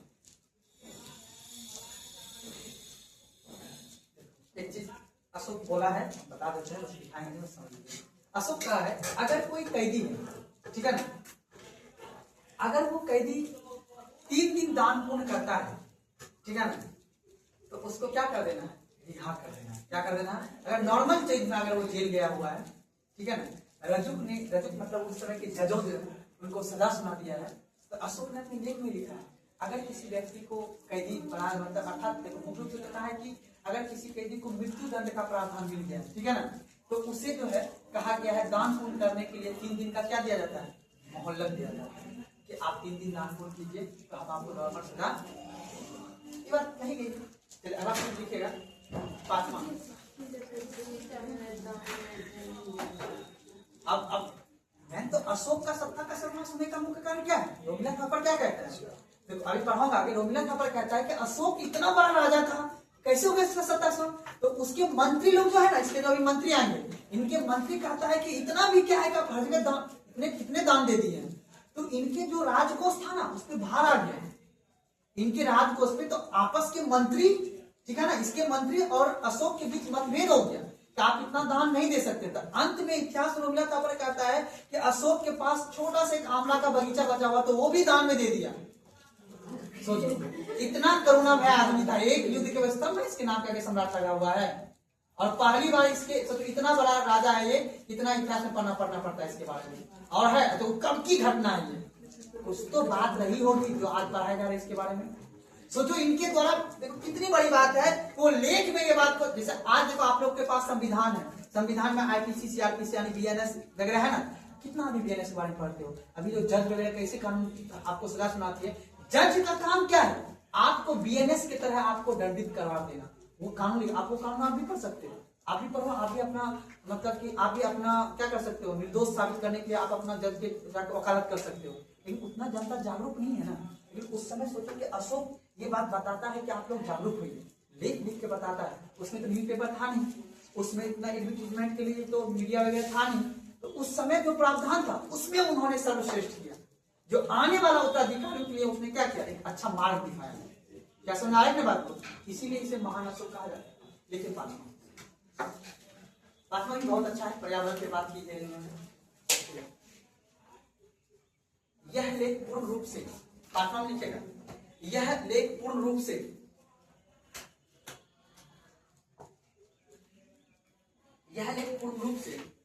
पर्यावरण एवं वन्य जीव संरक्षण को समर्पित था। यह लेख पूर्ण रूप से पर्यावरण एवं वन्य जीव संरक्षण को समर्पित था।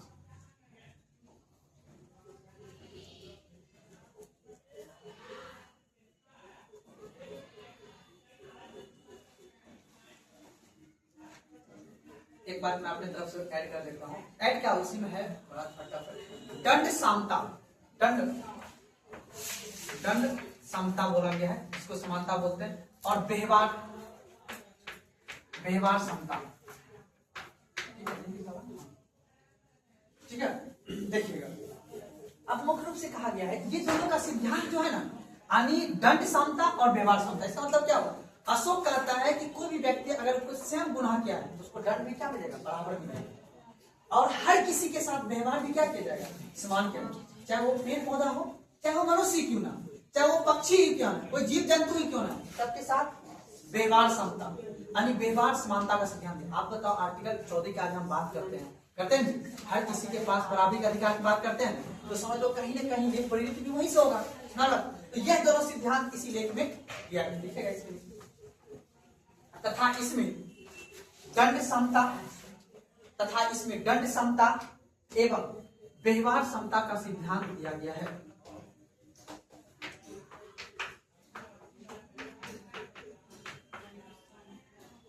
दंड समता एवं व्यवहार समता का सिद्धांत दिया गया है।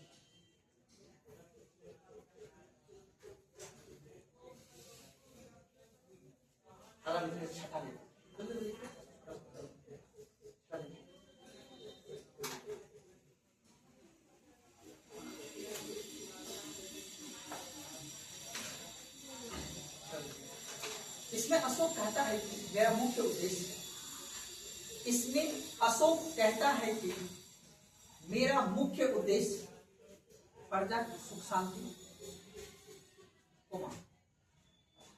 इसमें अशोक कहता है कि मेरा मुख्य उद्देश्य प्रजा की सुख शांति,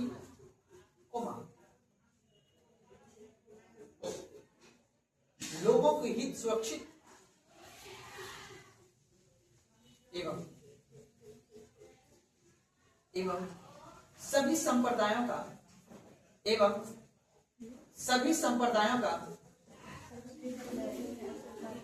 लोगों प्रजा की सुख शांति, लोगों के हित की सुरक्षा, लोगों के हितों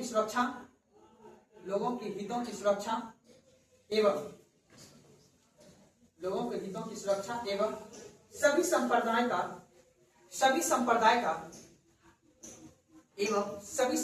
का बराबर सम्मान हो।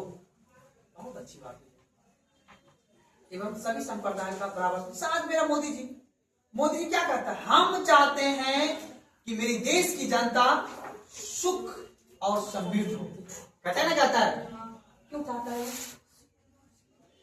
वो तो चला जाएगा कुछ दिन के बाद, उसके बाद फिर कैसे जाएगा सुख समृद्ध?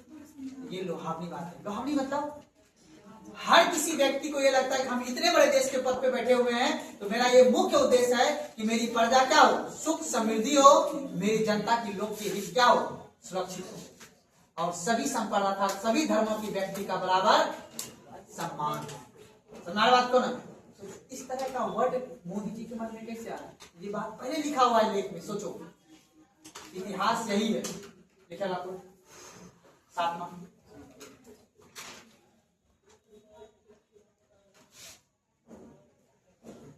यह किसी भी अन्य स्तंभ लेख पर अंकित नहीं है। ऐसे लाइन को काट लिया बोला 7वां लेख पहले लिखेगा। यह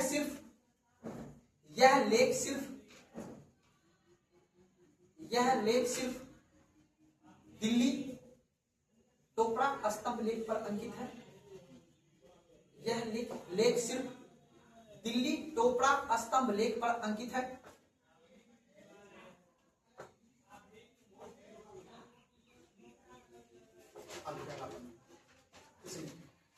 इसमें अशोक अपने जीवन काल के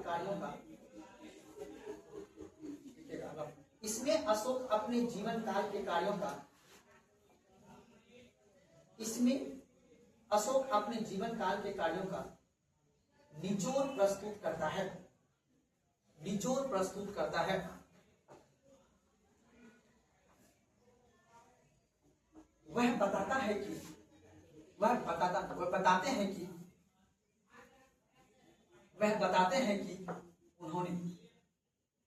वह बताते हैं कि उन्होंने सड़कों के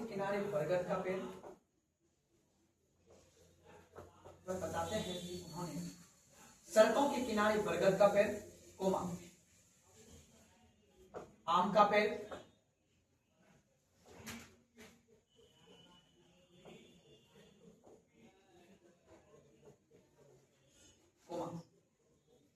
आधे कोस पर कुएं खुदवाए, आधे कोस पर कुएं खुदवाए,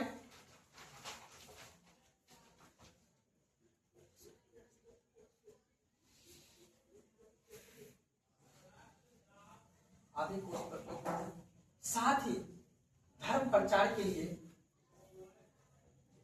साथ ही धर्म प्रचार के लिए धम्म महामात्र की नियुक्ति की। साथ ही धर्म प्रचार के लिए धम्म महापात्र की नियुक्ति किए।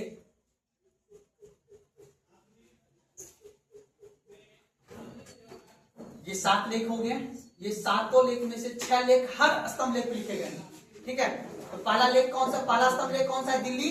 तो दूसरा लिखिए दिल्ली मेरठ स्तंभ लेख। छोटा छोटा बचा हुआ है ना, आपको सब नाम लिखना है। कहाँ का क्या बोले, हाँ बस छोटा नहीं। अच्छा लिखिए टॉपिक दिल्ली मेरठ स्तंभ लेख, टॉपिक लिख के छोड़ आगे सब बंद कीजिए। अभी टॉपिक